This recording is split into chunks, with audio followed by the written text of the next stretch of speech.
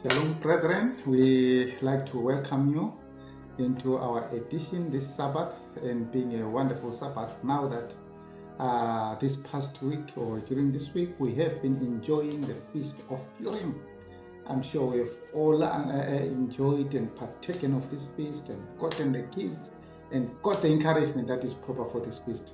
Definitely, we cannot pass by that section without having the Word of God to encourage us in that path. But generally, before we go to that, we'd like to introduce our topic today, which is a topic which many people have got questions about, and the topic being, who are the 24 elders of Revelation chapter 4? So that's our topic today. But before we go into our topic, I want to hear a little bit about the Feast of Purim. Can you please read for us Esther chapter 9, verse 21 and 22? Establish this among them, that they should keep the 14th day of the month Adar, and the 15th day of the same yearly, as the days wherein the Jews rested from their enemies, and the month which was turned unto them from sorrow to joy, and from mourning into a good day, that they should make them days of feasting and joy, and of sending portions one to another, and gifts to the poor. So we see that the command is quite clear to those who have taken up upon themselves to keep the truths which God committed to the Jewish nation, which we learn according to Romans chapter 9, verse 4, they being the service of God, they being the covenants, they being the glory, they being what they make us to be the children of adoption. God is saying to all those children who have taken this upon themselves, they should make sure that the 14th and the 15th day of the 12th month are days of celebrating, sending gifts one to another, and even also enjoying with the poor. I'm sure we have celebrated the command, we have celebrated this feast according to the command. And what further instruction do we get from that book, verse 24-28? Because Haman, the son of Hammedatha the Agagite, the enemy of all the Jews, had devised against the Jews to destroy them, and had cast Pur, that is, the lot to consume them and to destroy them. But when Esther came before the king, he commanded by letters that his wicked device, which he devised against the Jews, should return upon his own head, and that he and his sons should be hanged on the gallows. Right. Wherefore they called these days Purim, after the name of Pur. Therefore, for all the words of this letter, and of that which they had seen concerning this matter, and which had come unto them, the Jews ordained and took upon them, and upon their seed, and upon all such as joined themselves unto them, so as it should not fail, that they would keep these 2 days according to their writing, and according to their appointed time every year, and that these days should be remembered and kept throughout every generation, every family, every province, and every city, and that these days of Purim should not fail from among the Jews, nor the memorial of them perish from their seed. So, quite clear that this is what should not perish from anyone who is joined to that vine, which the vine of Romans chapter 11, which we are told being where the Jewish nation was grafted, who is Christ. So we're told here that there are 2 days that should not cease, either from a nation, either from a household, either from a individual who has joined himself in the service of what? Of God. And what are those 2 days? 14th and 15th day of the 12th month.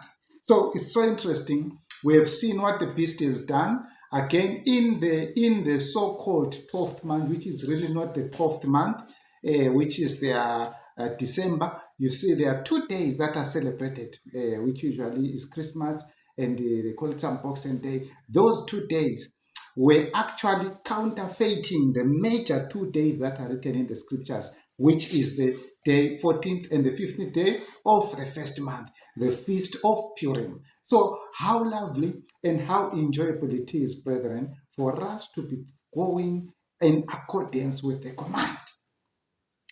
We have not been celebrating with others, we have been celebrating in December, but now it has been our time and we have enjoyed and let's continue to enjoy that wonderful time. What exactly are we celebrating? Because when you read the story of Esther or the book of Esther, you hardly hear about God, you hardly hear about the devil. You may think that these people, they just sat down and they decided to put a feast and then to enjoy. But we want to see exactly who are we celebrating when we are celebrating this feast. What exactly are we celebrating? And that we are learning from this what? From this feast. We will read PK 60. Maybe just go down to where it says, maybe let me read this aspect. You take it later, PK 600.3 says, Satan himself, the hidden instigator of the scheme, was trying to rid the earth of those who preserve the knowledge of the true God. So you see what was happening when we were talking about this aspect of Purim. The devil himself wanted to rid the earth of those that are preserving the knowledge of God.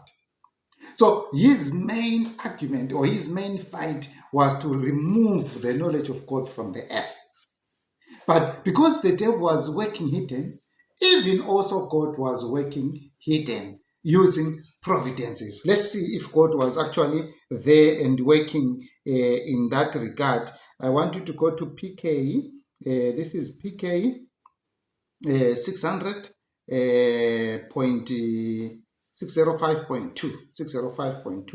Can you see the decree will finally go forth? The decree that will finally go forth against the remnant people of God will be very similar to that issued by Ahasuerus against the Jews. Right?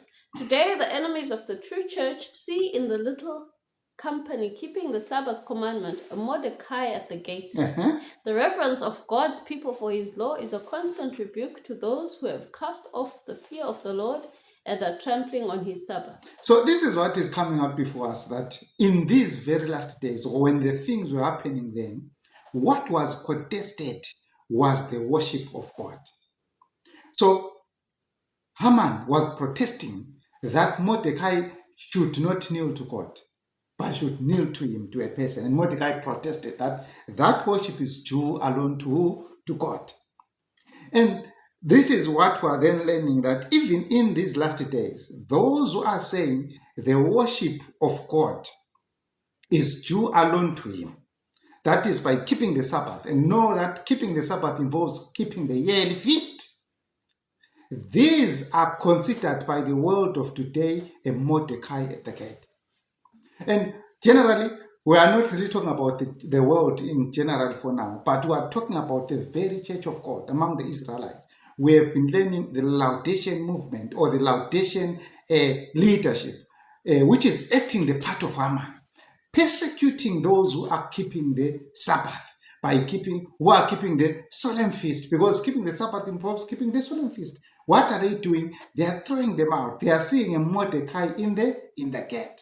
And these events are the events that were taking place in the Medo-Persian kingdom. Let's just also hear this very important point so that you can hear that the problem that was there in Medo-Persia was the issue of worship. Can you go down where it says PK, start PK 600.2, which says, through Haman the Agagite.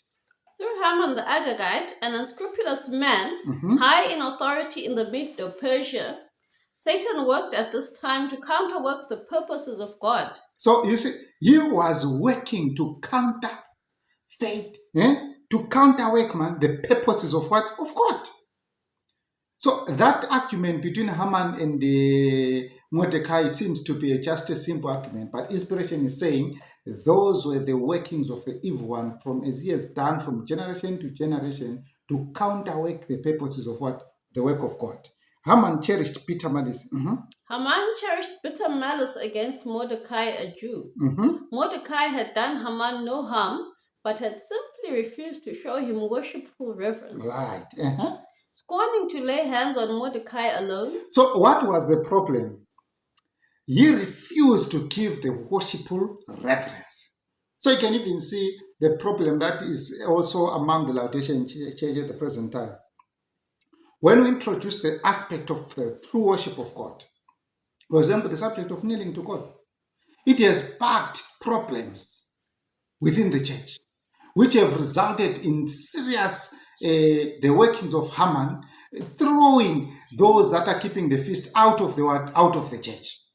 So this is what is quite interesting when you consider this the working of the evil one from generation to generation. So it says there, Mordecai had done no harm to him, but the only problem that was there was fighting the subject of refusing to worship man and willing to worship God. And how do we see that aspect of worshiping God? It is following his commands. How do you see the worship of worshiping men? It is following what the man of sin has put, following the traditions of what? Of men. So we go on to get this point, which is also interesting. That 605.3 that I was commenting on, Satan will arouse indignation against. Right, I read it. Satan will arouse indignation against the minority who refuse to accept popular customs and traditions. Men of positions and reputation will join with the lawless and the vile to take counsel against the people of God. So this is the story that we are getting from the subject of the Purim, that it is ever the purpose of Satan to persecute those that are refusing to accept popular custom and tradition. When you say, where is it written in the word of God? I will not celebrate this feast. We know now we are approaching a serious feast where you can see the bakings and the everything. People are preparing for whom they call the Queen of Heaven. When you say, I'm not part of this, I'm not part, people are concerned, why are you not part of the customs and the traditions that are so prevalent everywhere? Why? What makes them to be like that? It is saying here by inspiration, Satan arouses the indignation of the people when he sees us refusing the popular customs. But we should refuse the popular custom, and because of that continuance of holding to the thus says the Lord, and what will the devil do? Can you go down and say PK 605.1, which says the trying experiences. Can you see that one? On top there, on trying experiences. The trying experiences that came to God's people in the days of Esther were not peculiar to that age alone. So some will tell you are wasting your time. This feast of the of Purim was for the Jews. It has passed. We are Christians. You don't really know what you're talking about. Inspiration is telling us that those trying experiences that took place then were not for that age alone. They are for us even at our time. Yes, the need of the Feast of Purim. So at this time, we celebrate the Feast of Purim, showing the wonderful deliverance that God will bring forth for the Mordecai that is in the gate, in the Advent movement now. Because we've seen that the Advent movement has cast out a Mordecai. They are out of they are standing by the gates. And we have been cast out these Mordecais. Inspiration is telling the Mordecais to stand firm, whether they're persecuted by friends, families, and whosoever Haman inspires to persecute. Inspiration is saying, stand firm. For what God did then, he is going to do it today. And we have shown that by celebrating the feast of what? Of Purim. Now, let's hear what further aspect of the mark of, what further problems is the devil going to bring even in our generation. The Revelator looking down. The Revelator, looking down to the ages, to the close of time, has declared, the dragon was wroth with the woman and went to make war with the remnant of her seed, which keep the commandments of God and have the testimony of Jesus Christ. Some who today are living on the earth will see these words fulfilled. It's me and you are living in this period of the earth. We will see these words. Already we have seen them in the Advent movement, where of course we have learned that the mark of the beast begins first in the church before it spreads where in the world. Who in the church enforces the mark of the beast? The Laodicean leadership. How are they enforcing? They want the people to follow the customs of tradition. That church manual, they are customs of men, the traditions of men, the creeds, against a thus says the Lord that is given forth in those that are keeping the Sabbath, which involves keeping the yearly feast. So it means we have those two laws that are going forth within the Advent people already, and God is doing the work of marking among his people. Those who follow Haman and those who follow what? Mordecai. And that case is going to escalate even to the world, where we shall see the mark of the beast being enforced by the two-horned beast. And when that mark of the beast is being enforced by the two-horned beast, it will be the same as that which was supposed to happen in Medo-Persia. How will it be same? It will demand the destroying or the killing of those that are holding to the laws on God's calendar. And this is what was happening there, because the devil will be willing to rid the earth of the knowledge of those that hold the knowledge of what? Of God. So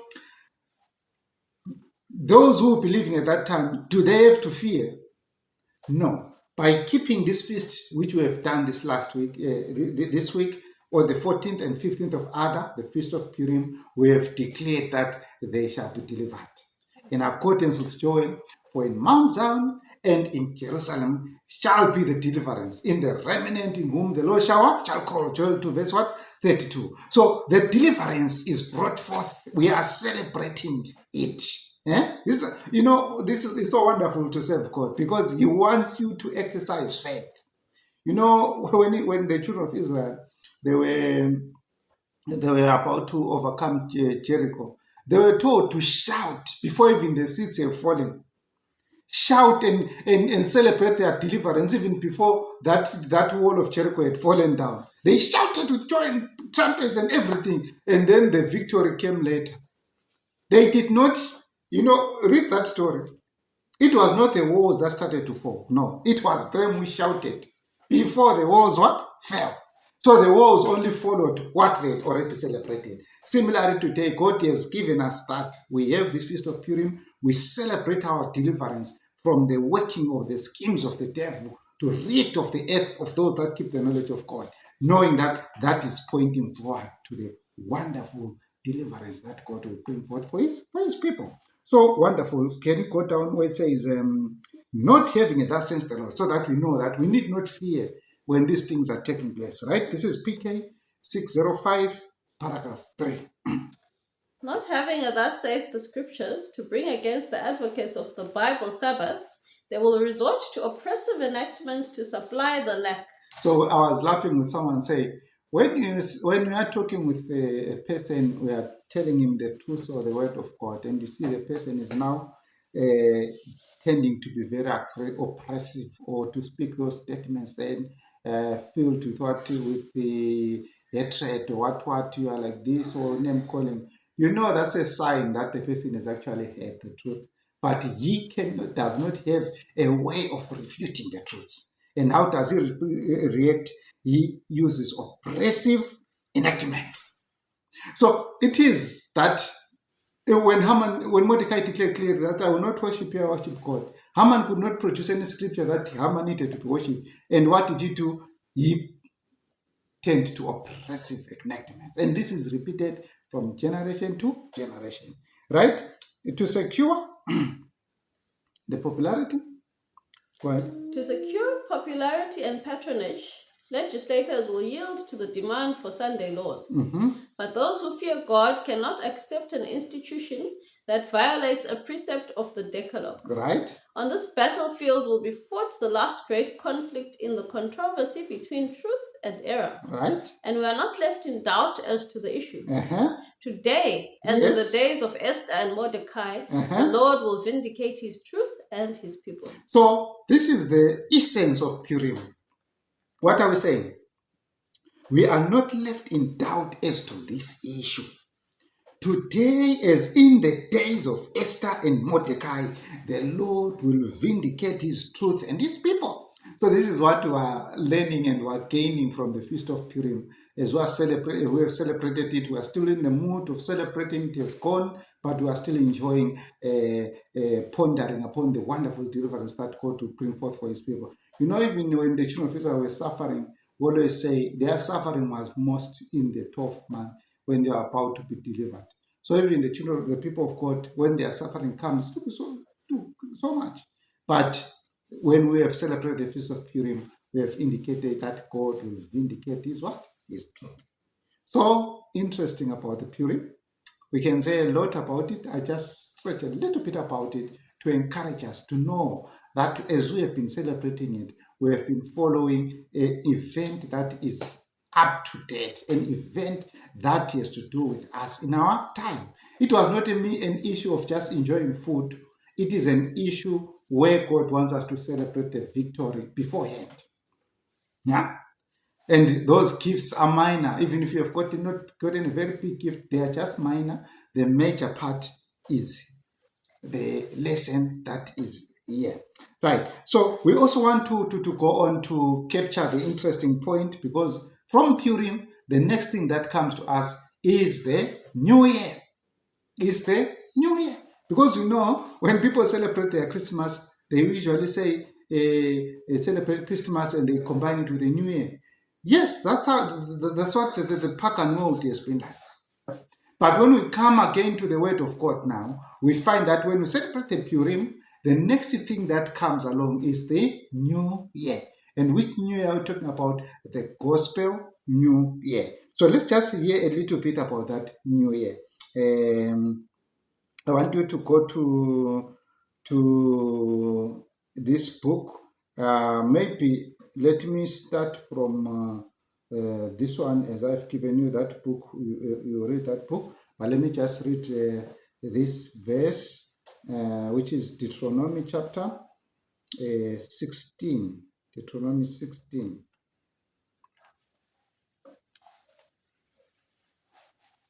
Deuteronomy 16, verse 1. So Deuteronomy 16, verse 1 will say, observe the month of Abib, and keep the Passover unto the Lord thy God. For in the month of Abib, the Lord thy God brought thee forth out of Egypt by night. So what are we gaining there? What is very interesting, it's a command that when you approach the month of Abib, you need to observe it. Yeah. You don't just say, the New Year has come. No, inspiration says observe it. It means you wait for it, you do the countdown for it, and know that the New Year is on this day. Why? And when that New Year comes, inspiration is say, observe the month, the Passover in that month. Right? Are you there on that book, which is MHBCC 170, paragraph 3? To the law of the Passover.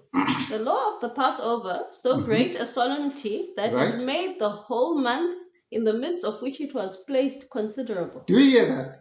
Why is God so concerned that observe the New Year? It's because in that month there is the major feast of Passover, which made that month so considerable, so solemn, so that if one has not observed that month, he cannot keep the Passover. I wonder for our brethren who take luncheon, who take the Lord's Supper at the noon, you take them. Did you observe the month of Abib? What he has made your quarterly Lord's Supper so considerable? Did you observe the month of Abib?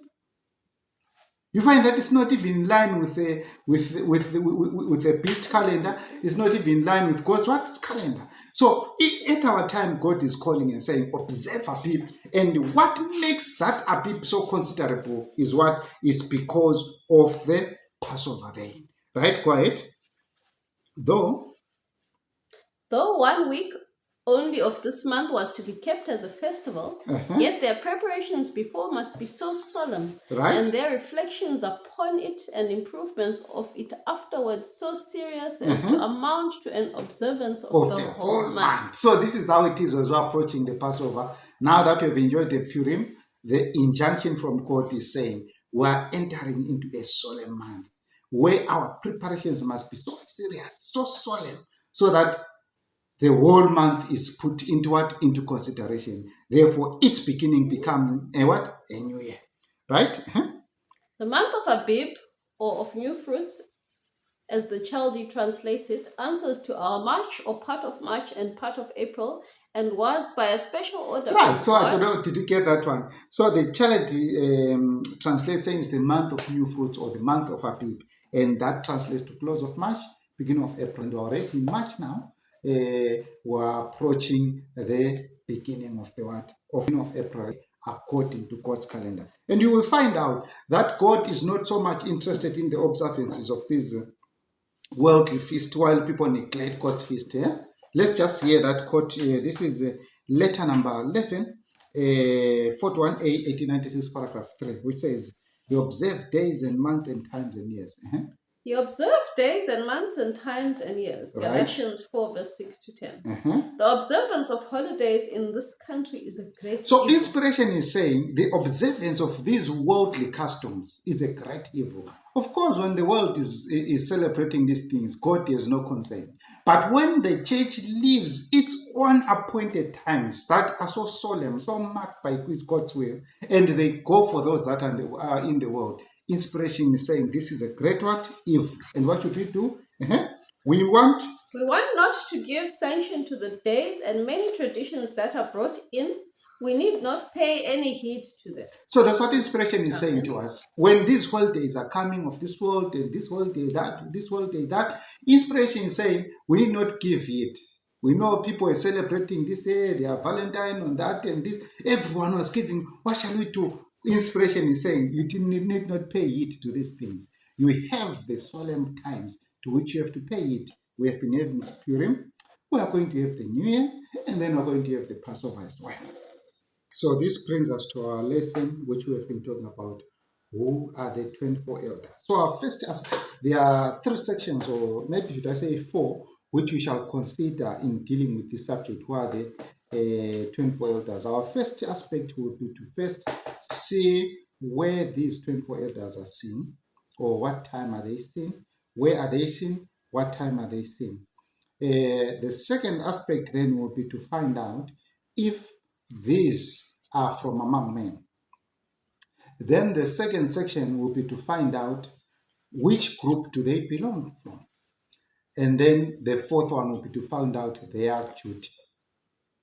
And then finally is to then relate to those that match with the 24 elders in the work of what? Of the final work that we have. So let's just consider that one. Our first aspect, therefore, is to find out what time are they seen. Excuse me. Right, let's quickly learn to Revelation chapter 4, verse 1 to 4. After this thing. After this, I looked, and behold, a door was opened in heaven, and the first voice which I heard was, as it were, of a trumpet talking with me, which said, Come up hither, and I will show thee things which must be hereafter. And immediately I was in the Spirit, and behold, a throne was set in heaven, and one sat on the throne. And he that sat was to look upon like a jasper and a sardine stone, and there was a rainbow round about the throne, in sight like unto an emerald. And round about the throne were 24 seats, and upon the seats I saw 24 elders sitting, clothed in white raiment, and they had on their heads crowns of gold. So right. So we have the first thing, a door is opened. And when the door is opened, what do we see? We see a throne. And it is from the one that also sits upon the throne.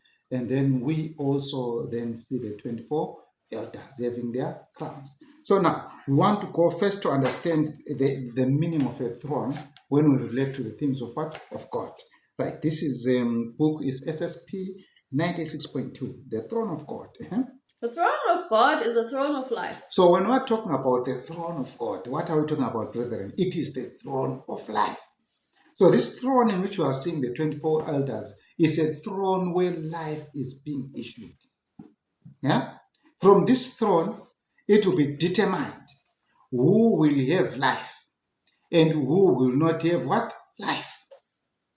And those that will have life, they are granted in accordance with that, the reward that relate to that.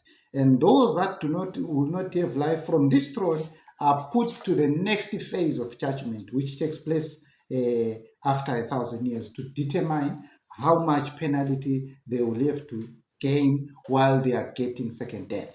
So this is the throne of life. It's not just like a throne of this earth, which is let's hear what's happening. Not quiet.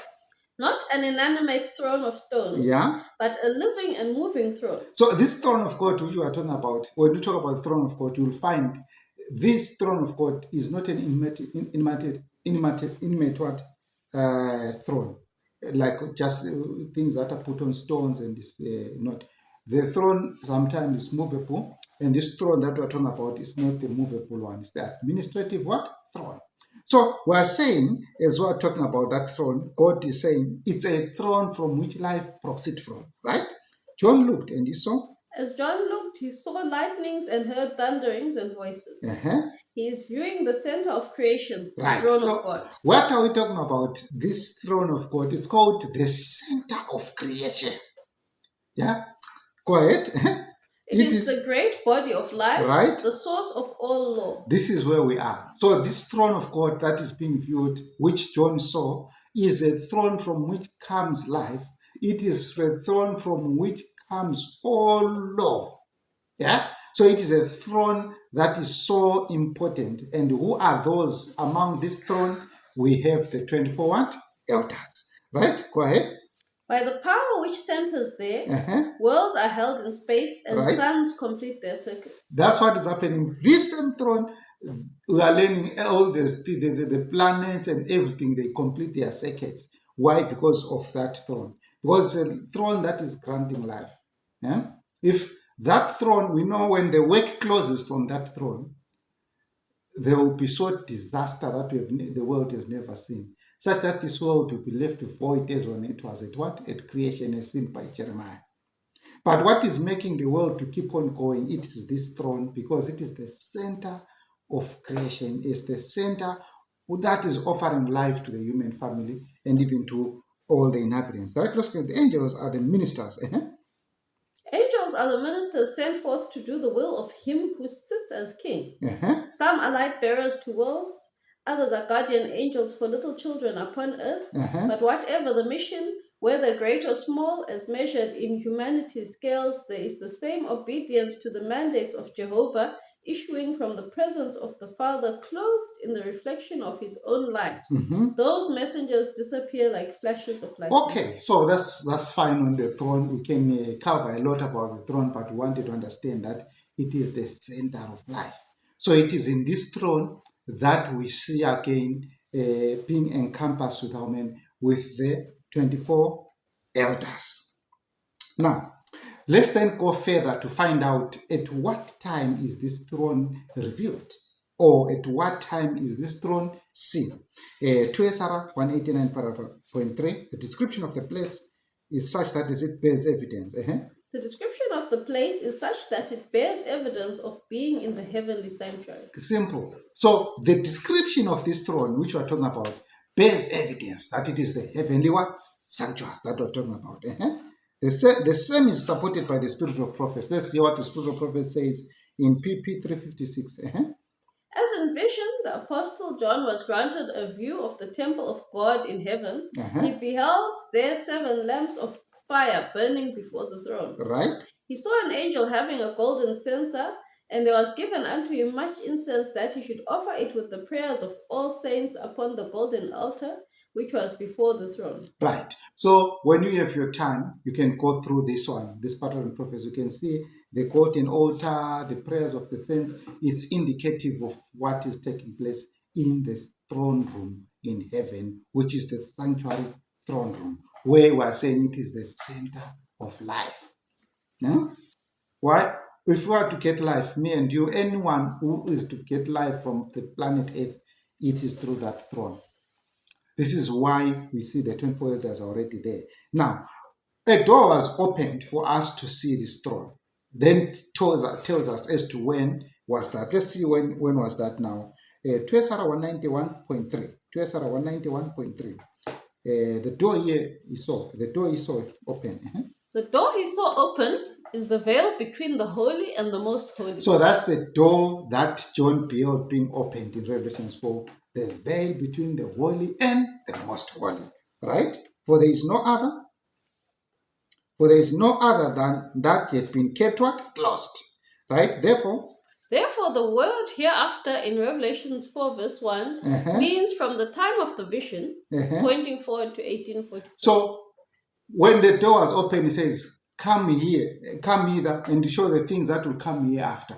So the things that are being shown are the things as well being seen, the 24 elders, beginning when? In 1844. So we see here a throne that is we are talking about, which is the sanctuary room throne being opened, that is opening to the most holy place, which happened in 18 what? 1844. 22 October 1844, on the Day of Atonement. We know that event. This throne room was what was opened. And the 24 elders were seen, already being present at that one time. Now, let's go, take note of that. It's very important to know at what time these 24 elders are seen. Because had they been seen at any other time other than 1844, the meaning also would differ, as we shall be trying to explain the points. So, as from 1844, by 1844, already in heaven, we already have how many? 24 elders that are in the throne room, working together with what? With Christ. Right. Can you go, though the priest of the earthly sanctuary, just to add on to SRA 194, paragraph 4, though the priest of the earthly sanctuary, though the priest of the earthly sanctuary entered the most holy place but once a year, according to Paul, right, Christ entered the holy place once forever.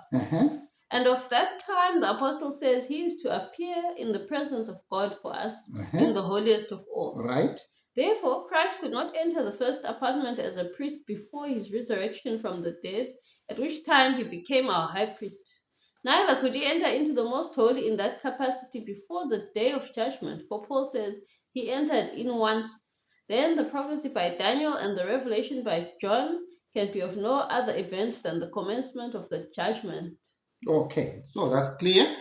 We have seen when the 24 elders are seen in 1844 at the commencement of judgment. Maybe just one more quote to add on that one. MHBCC 1172.5. To prepare John for the vision, a trumpet sounded. To prepare John for the vision, a trumpet was sounded, and he was called up into heaven to have a sight there of the things which were to be hereafter. Right. He was called into the third heaven. So this is where John was called into the third heaven. There is a way opened into the holiest of all, into which the sons of God may enter by faith and holy affections now in their spirits when they die, and in their whole persons at the last day. So that's what we are there, where we are seeing that those who are dying, or those who died even well before that, they entered into here by what? By the work of the books of judgment. However, so we have shown that that's October 1844. That's where we see the 24 elders being seen when the door is opened. So the next thing then that we must have is to consider whether in the sanctuary set up here on earth, did we have anything that had to do with the priest in reference to how many? 24, the number 24, or the 24 elders somehow. So can you go down to this book, which is MWVL 1, page 28, which says elders 24. You see that one? Okay, elders 24 denote the whole priesthood taken from the 24 courses. So when you go to 1 Chronicles 24, you realize that the priests were named again with what was called the 24 courses of the priest. And furthermore, you can find that in this book, which is MPH or CIS. Let's take the MPH-BCC 363 paragraph 3, which says most of the Levites here named were most of the Levites here named were mentioned before.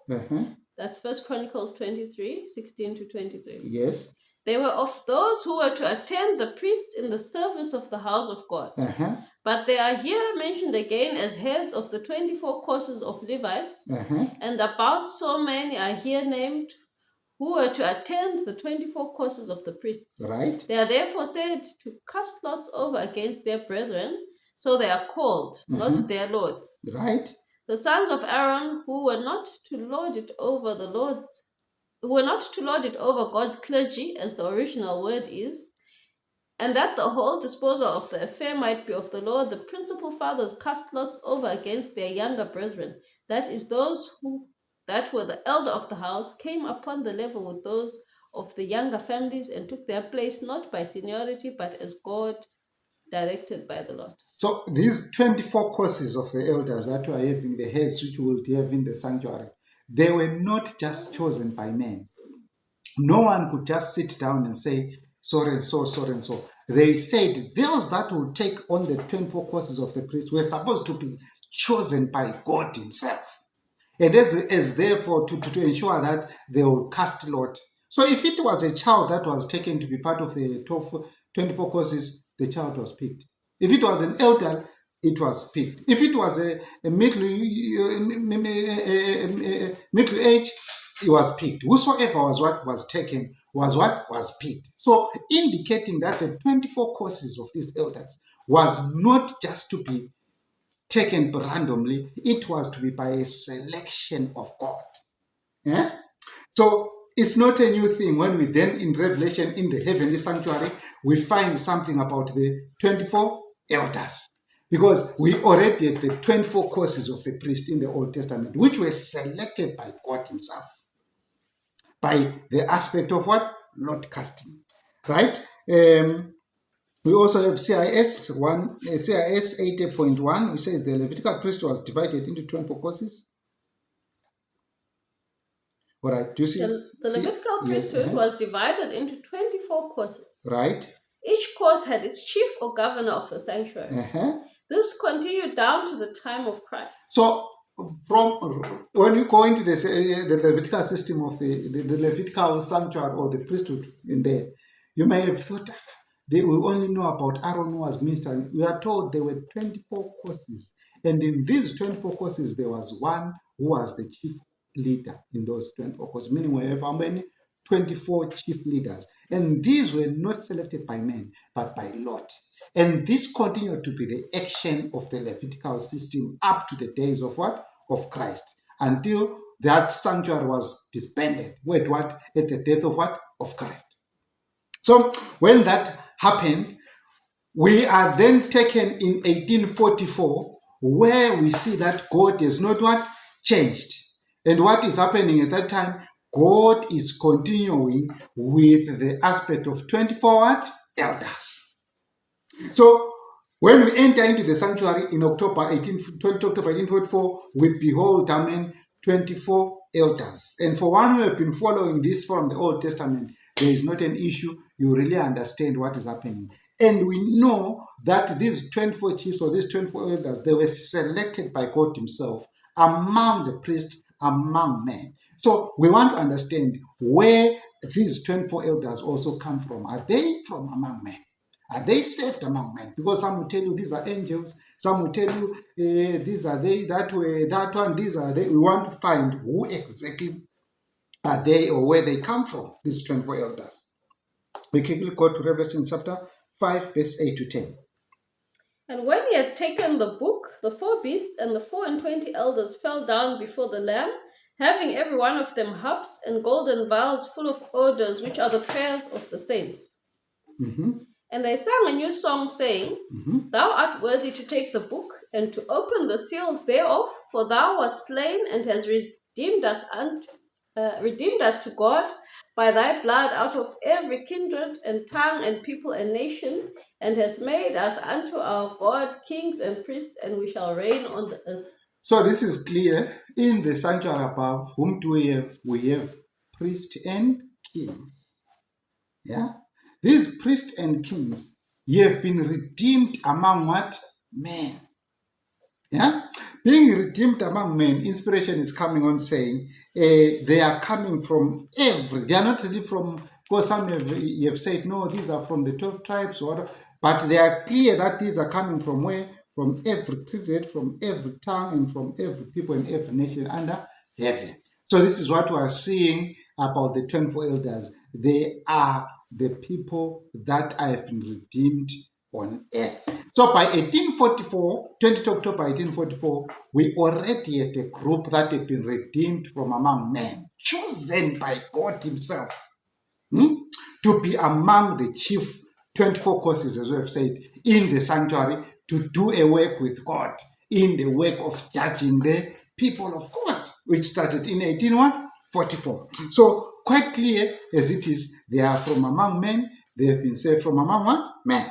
Now, our next point of juncture then is to say, okay, if by 1844 we already have people who have been redeemed, it calls for us then to say, okay, who are these people? Because when we consider history, which we shall just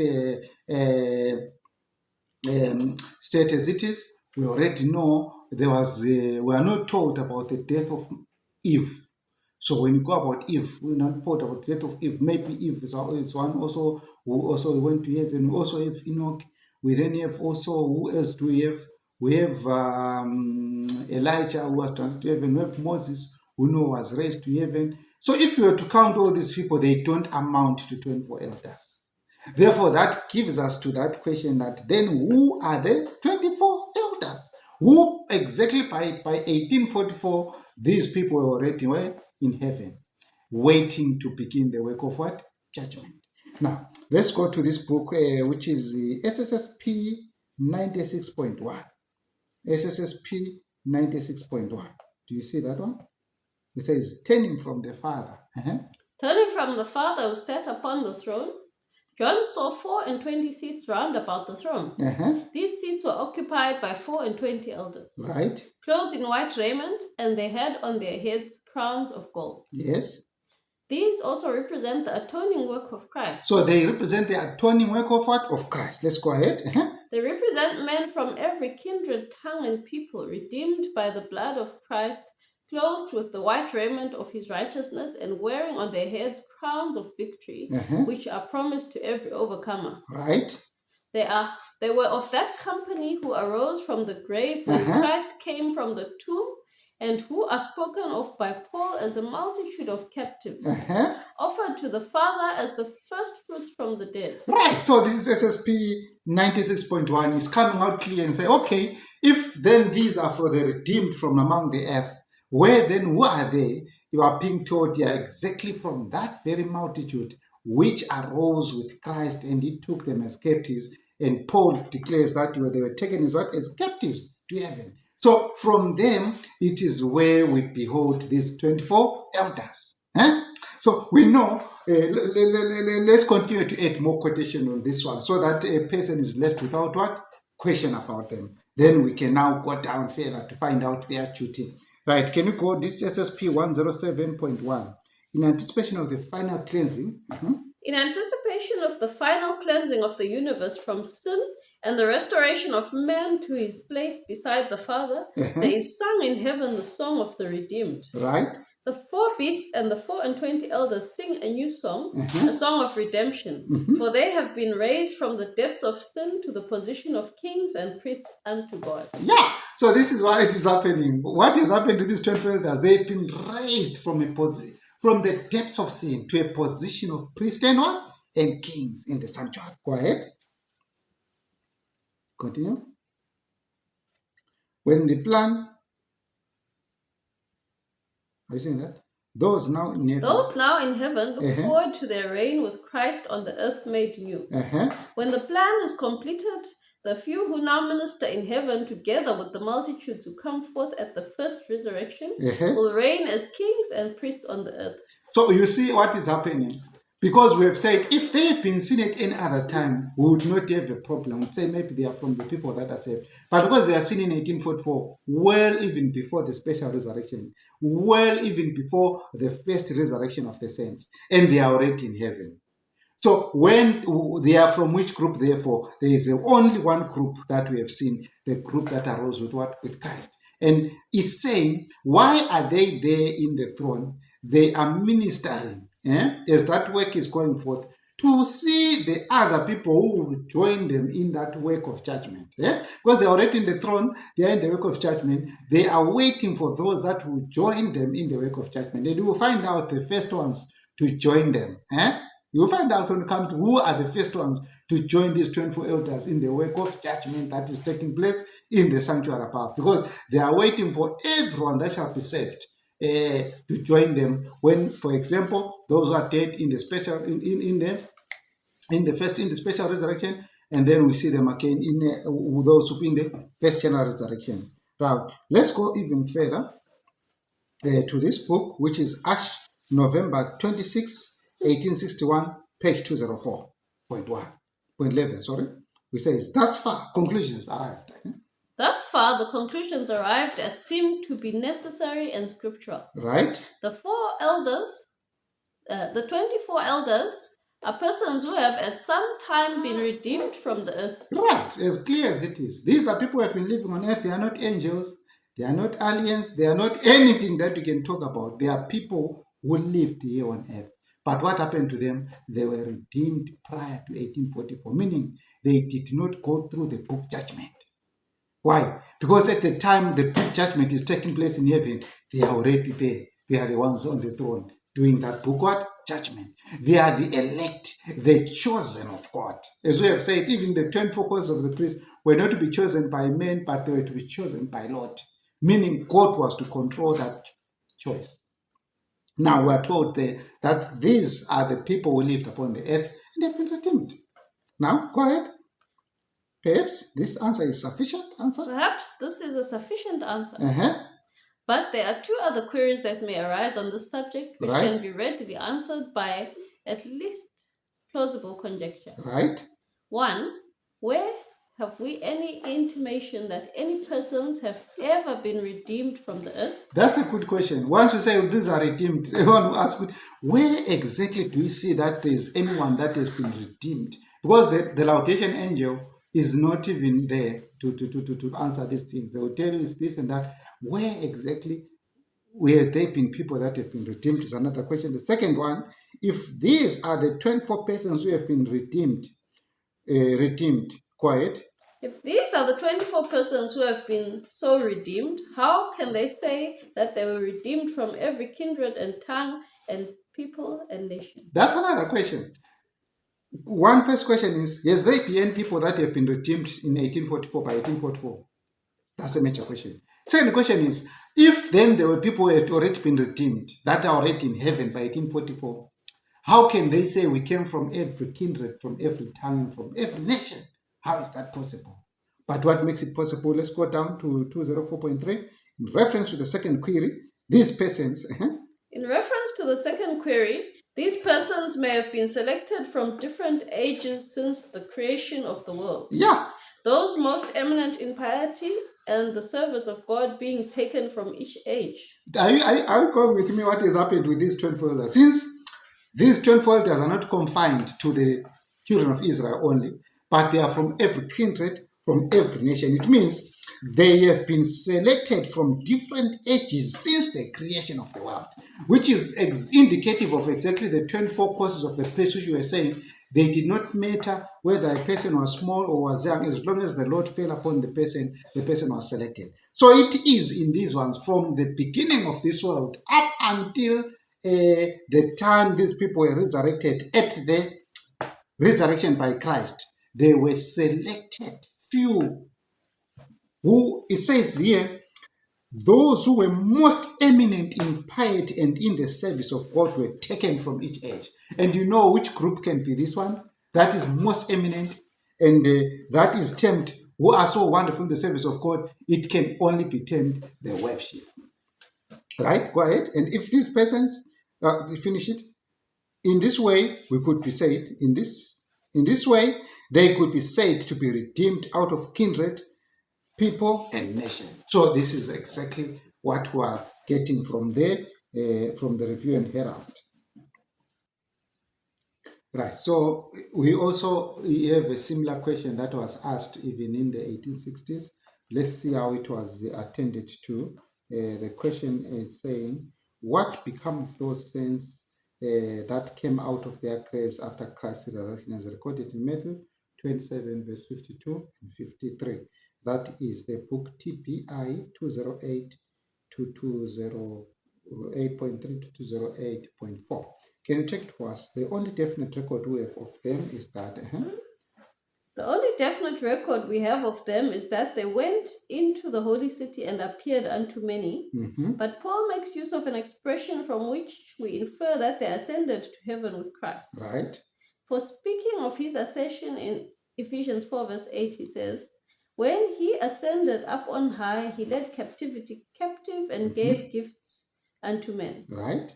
The margin reads, a multitude of captives. Who could these captives be except those who came out of their graves after the resurrection of Christ? Right. We therefore conclude that they are now with Christ in heaven, represented by the 4 living creatures and the 24 elders of the book of Revelation. for they declare that they have been redeemed from the earth. Right, so you can see even from the little light that they have, of course, they've included the aspect of the four beasts, which is another title on its own. But we have seen that the main thing is those multitude, from them they came forth the women, the 24 elders, those that arose with Christ. And you know this group, what's the term that is given to this group? It is the worship of the dead. So the worship of the dead, their leader was Christ. And they also themselves became the worship in the same group with what? With Christ. So when Christ entered into the most holy place, they also entered into the most holy place. And their place is prepared for them. So you see, you always laugh at when someone says, no, I will be the worship, but we don't need a leader. You find that you can make it. Those that were the worship in the days of Christ, they needed a leader who was Christ leading to them. And that produced what we term the worship of the dead. There was a need of a prophet amongst them who would know when to rise, when to die, and do everything, and then resurrect them. So they were then taken to heaven, as we learned that one. Quiet. The 4 and 24 elders, we conclude. The 4 and 20 elders, we conclude, were selected from the multitude of captives of the good and holy of past ages, held captives by death, but raised from the dead at the resurrection of Christ. So it's a clear conclusion. From the good, but they were so. Why are they called a multitude of captives? Because they were held by death, they being righteous. But then when Christ resurrected their leader, he took him with them to become 24 elders. Quiet. Ephesians 4 verse 8. The multitude were raised for some wise purpose, and they doubtless have an important part to act. Do you see that? They were raised for a wise purpose, and they have an important part to act. And we've seen it. It meant that if Christ had not resurrected them when he arose, we would have spaces that would be there in the heavenly sanctuary. We would be told there were 24 thrones, but there was no one seated there. But because God is so wise, he raised them knowing that so and so and so are to occupy those 24 posts, those 24 thrones in the heavenly sanctuary for an important work which they were to do. Right. And the fact that the 4 and 20 elders are represented in chapter 5.8 as every one of them having golden vials full of odors, which are the prayers of saints, may justify the conclusion that they are assistants in the priesthood of Christ. Did you hear what's happening? In the priesthood of Christ, when Christ is called the branch, which he began in 1844, he needed assistance. In heaven, who are human? Not angels, but who are human. And this is why you see the 24 elders are seen also having the prayers of the saints. Meaning they are the vanguard among the dead. They are in heaven. They are pleading for those saints that will be saved. And they are checking from generation to generation who will be saved and who will not be lost. And they come even to our generation, they go on. They pray for every generation for their salvation, being assistants in the priesthood of Christ. As God offers judgment to the saints that are saved and gives them the rewards, the 24 elders are there assisting in the ministry of Christ. Go ahead. Wesley, speaking of the 4 and 24 elders, says, Wesley, speaking of the 4 and 20 elders, says, clothed in white raiment, this and their golden crowns show that they had already finished their course and taken their places among the citizens of heaven. They are never termed souls, and hence it is probable that they had glorified bodies already. This, at this time, when they are seen in 1844, they have finished their course. They are no longer called souls, as the Whistle writes it. Why? Because they already have what? Glorified bodies. And the term that we give to them is the worship of the dead. Right? So, having established that point, it is then important for us to know the important work that they are doing with the branch in heaven. As this started in 1844, that's when their work began. Now, let's quickly go to this book, 2 Sarah 194.5, which says the following verse depicts the jury. The following verse depicts the jury, and round about the throne were 24 seats. And upon the seats I saw 24 elders sitting, clothed in white raiment, and they had on their heads crowns of gold. Right. Revelations 4 verse 4. Uh-huh. The crowns of gold denote their kingly authority to act upon the case. Mm-hmm. The white robes show that they are men from earth redeemed. And when he had taken the book, the 4 beasts and 24 elders fell down before the Lamb, having every one of them harps and golden vials full of odors, which are the prayers of saints. Mm-hmm. And they sang a new song, saying, Thou art worthy to take the book and to open the seals thereof, for thou wast slain and hast redeemed us to God by thy blood out of every kindred and tongue and people and nation. Okay, so quite interesting and impressive to actually note that aspect that these 24 elders, they've got the crowns of gold and they are seated, which says the crowns denote their kingly authority to act upon the case. Meaning they are not just chosen, they know what they are doing. They know how to act upon the case of saving men, praying for men in the heavenly sanctuary and rewarding the saints from generation to generation. He says their white robes indicate that they were from the earth and they were redeemed. So interesting to see that these are the 24 elders. Now, quickly go down also to SR 199.2, the arrangement and the scene is described by John. The arrangement and the scene as described by John proves that it is the judgment in session 4. It is held in the Holy of Holies. So we have seen that when judgment ever takes place in the what? In the sanctuary, whom do we have? We have the judge. But the judge, when he executes judgment, he does not do it alone. Whom does he have? He has the what? The jury. So the 24 elders are acting in the capacity of the what? Of the jury. So they being the jury, as we have said, that's the important work that they are doing there in the heavenly sanctuary. And you know what the jury does? It relates and to say when the judgment is passed, or before judgment is passed, there is a discussion with the jury. How shall we give this person? Remember, the judgment that is going on in this throne is the judgment of the saints. It's not the judgment of the wicked. So this judgment is determining how much reward is given to the saints. So these 24 elders, they discuss with God. Look at the work this person has done from this generation and that generation. How much shall we give to this person? Okay, we can give the person this much and this much of the reward. Of course, the saints are rewarded with eternal life, but they need also some reward. This is why it says, when Ellen White saw the saints, he saw that even their crowns differed according to the work that they've done to God.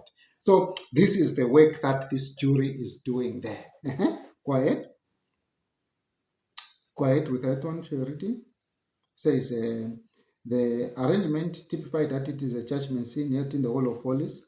Typified by the earthly sanctuary and its service, in which Aaron the high priest officiated in the 7th month on the 10th day of the month. Right. It was called the Day of Atonement, Judgment, the cleansing of the sanctuary or purification of the church, the separation of the tares from the wheat.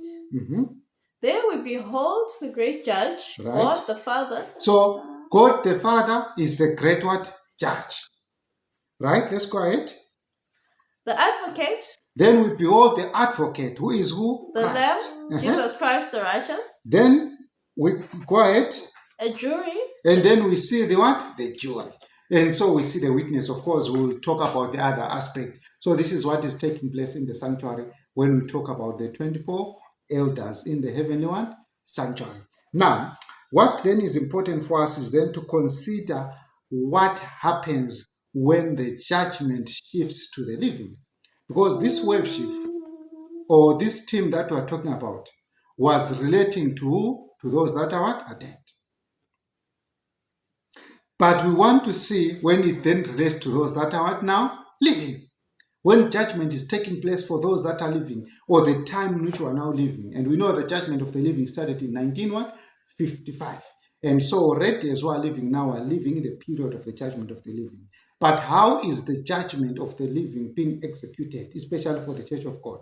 Because we have seen for the dead, we needed the jury, the 24 elders.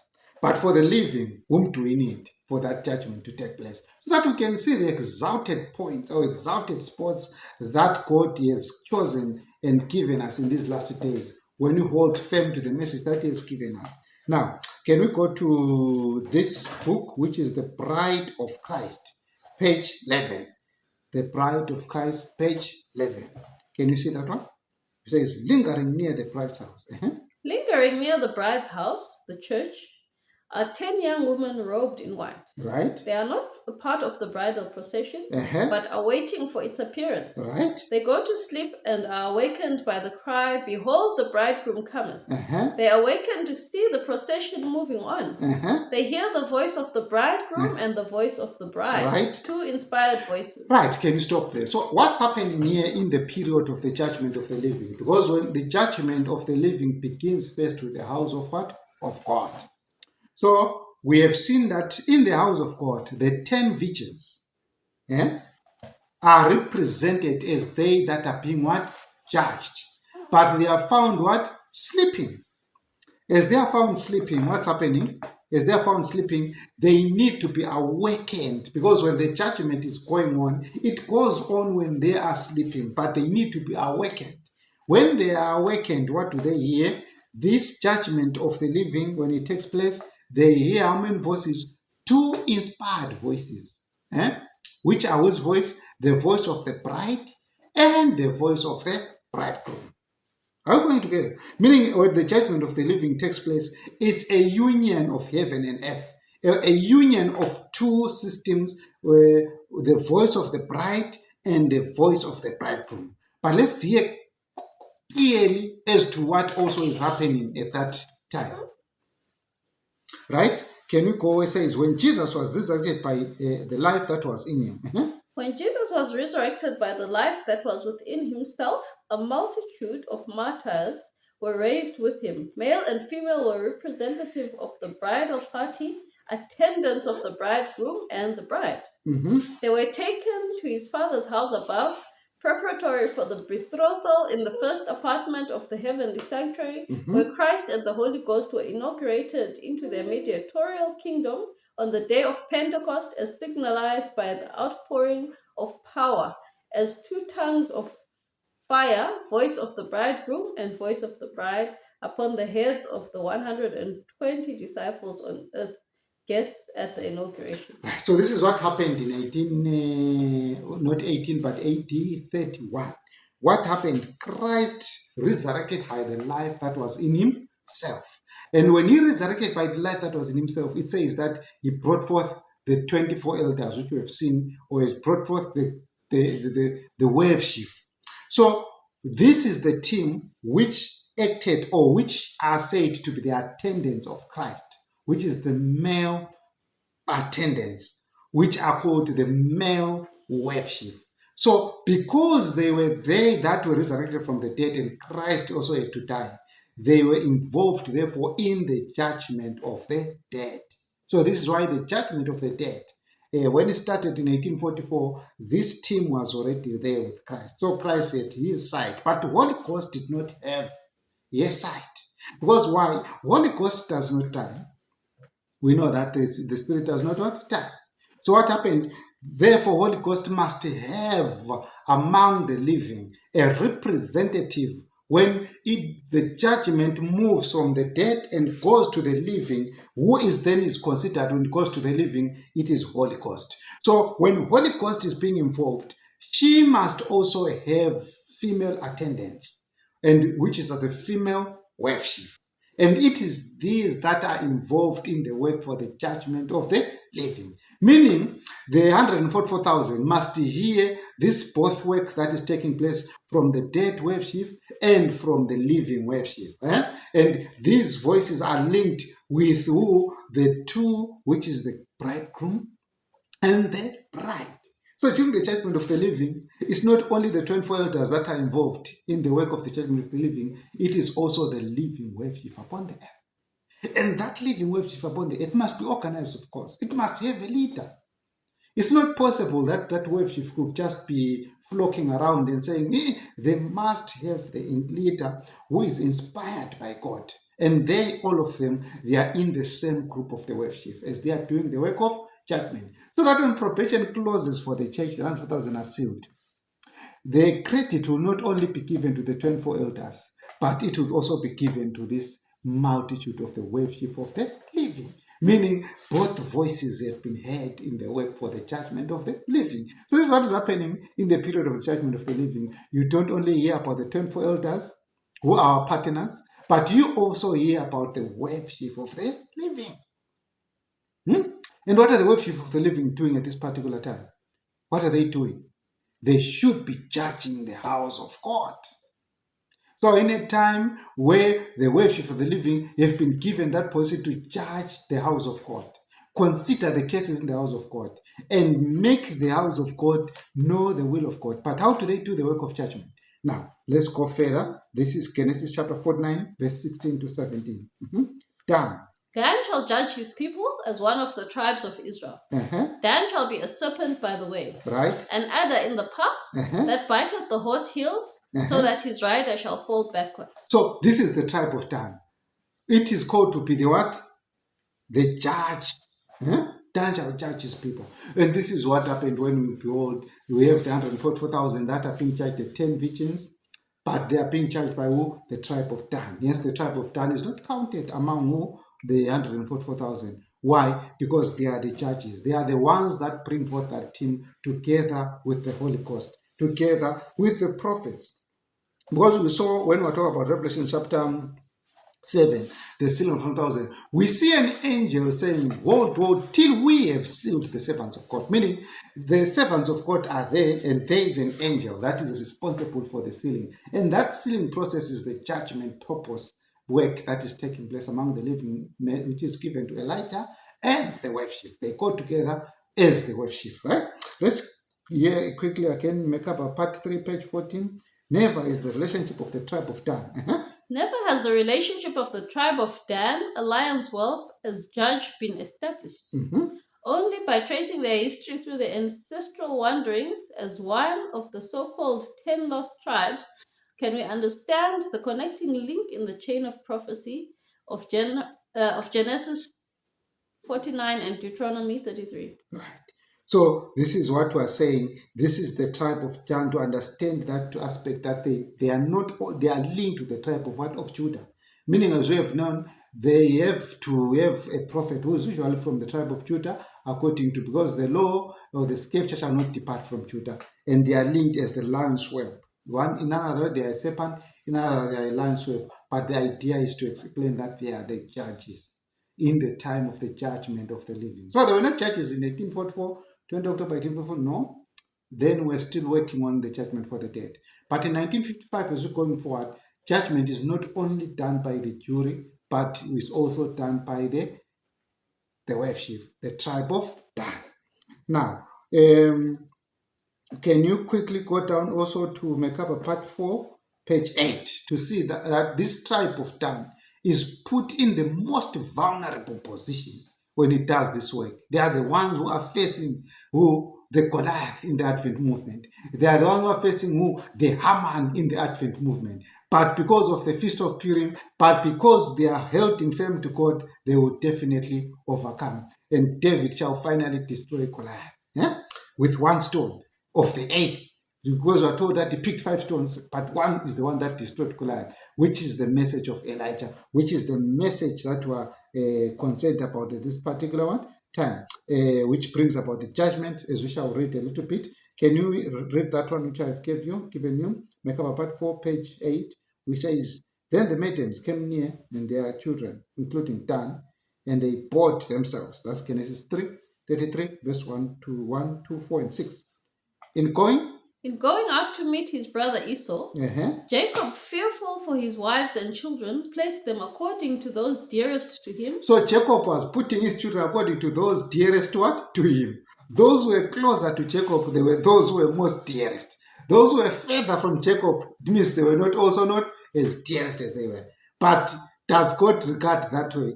God is regarding that those that are further, who seem to be further, the worship, they are the ones that also are dearest to God. Because they are the ones who go head on with the beast. Go ahead. Let me take it again. Yes. In going out to meet his brother Esau, Jacob, fearful for his wives and children, placed them according to those dearest to him, the handmaids and their children first, Leah with Dinah and the children next, Mm-hmm. Rachel and Joseph last in the safest position. Right. Thus, as in many future instances, Dan, the son of Rachel's handmaid, was placed foremost in the most vulnerable position of attack to meet the enemy as represented by Esau. Mm-hmm. Dinah, the daughter of Jacob by Leah, was in the second most vulnerable position before Esau. So you see, the tribe of Dan is the most vulnerable. Now we're talking about going back to Israel. Who are in the forefront, in the most vulnerable position? It's definitely not every other tribe, but the tribe of Dan that is pursuing, keeping the feast, the solemn feast. So when we are put in this vulnerable position, brethren, it's a time for us to act, because that's the worship. You saw those who were called the 24 elders, who said they were those who were so zealous for the cause of God, and they were chosen from every generation. And imagine, me and you have been chosen to be part of this special ministry. May God help us in that as we do the work of judgment. And how are we to do the work of judgment now? Ezekiel 23 verse 36. And the Lord said The Lord said moreover unto me, Son of man, wilt thou judge Aholah and Aholibah? Right. Yea, declare unto them their abominations. Right. So this is how that it is done. What he is doing, we are declaring the abominations of the church. So this is why we shouldn't stop. When they say, don't talk about the church. You know, when you tell someone about this abomination, you are not a friend. You are in a most vulnerable position. But that's where the tribe of Dan must do, because we are doing the work of joining the 24 elders in being assistants for the Holy Ghost, while the 24 elders are assistants for Christ in bringing forth the house of Israel and in sealing the people of God and making sure we have that multitude, we have those 144,000 ready for the work of the wedding of Christ and the Holy Ghost. So you see, when you tell people the abominations, because we are not just coming and say, you have done these abominations, how do we tell the abominations? Proverbs 28 verse 9 says, he that turneth away his ear from hearing the law, even his prayer shall be an abomination. So what are we saying? The message that is given at this particular time that is judging the church is saying, if you know the message of God, if you know the law of God, if you say, okay, we talk about, do you know about the ceremonial law? Yes, we know. It was nailed to the cross. Do you know about the person? Yes, we know. You know everything. Why then are you turning away your ear from hearing the law? You are committing an abomination. And yet you call yourself with the name of God. So this is what we need to be doing. We say the abomination as it is, the law as it is. Which law are the people turning away from? Which law are they turning away from? Malachi chapter 4. Malachi chapter 4, verse 4 and 5. We know which law are they turning from. It says here, remember ye the law of Moses my servant, which I commanded unto him in Horeb for all Israel with the statutes and judgments. So it is this message of Elijah that the Advent people are turning away from it. And God is saying, if they are turning away from this law and then they claim to be praying, they are committing an abomination. Therefore, Son of Man, who is Elijah, together with the wife chief, declare these abominations, so that the work among the judgment of the living is being conducted by 24 elders together with the living wife chief. Therefore, from Christ as well as from the Holy Ghost. So you now know who are the 24 elders and who are the partners of the 24 elders. It is the worship of the living, declaring these messages even to us. Now, in closing, can you take that quotation that follows, which is from LDS, the Leviticus of the Davidian SDA 3.2. Second, what is happening as we are doing that work, declaring the abominations, what is happening? Second, it purports. Second, it purports itself to be the first of the first fruits of the living, the vanguard from among the present-day descendants of those Jews who composed the early Christian church. Right. With the emergence of this vanguard and its army, the first fruits, from which are elected the 12,000 out of each of the 12 tribes of Jacob, 144,000, who stand on Mount Zion with the Lamb, the reign of antitypical David begins. So the reign of antitypical David is simply waiting for this to be accomplished. What is accomplished? We have the vanguard. And who is the vanguard? The wife chief. Together with the jury. That's why I say the judgment of the living connects heaven and earth. And that connection of heaven and earth, on earth we have the wife chief, in heaven we have the jury. And what is happening? And then we have that wonderful work of bringing forth the 12,000 from each tribe. And once they are brought forth, they stand upon Mount Zion, the reign of the antitypical David. What? begins. So we're so thankful to God for showing us who are the 24 elders and who are working also with the 24 elders when it comes to the judgment. When the 24 elders are working alone in the judgment for the dead, and when it is judgment for the living, who are they joined with Elijah and the worship. So may God help us and strengthen us as we continue to prepare even to observe the month of Abib, from which we said we will keep the feast of Passover as we approach the new year. God bless the reading of His word and bless us.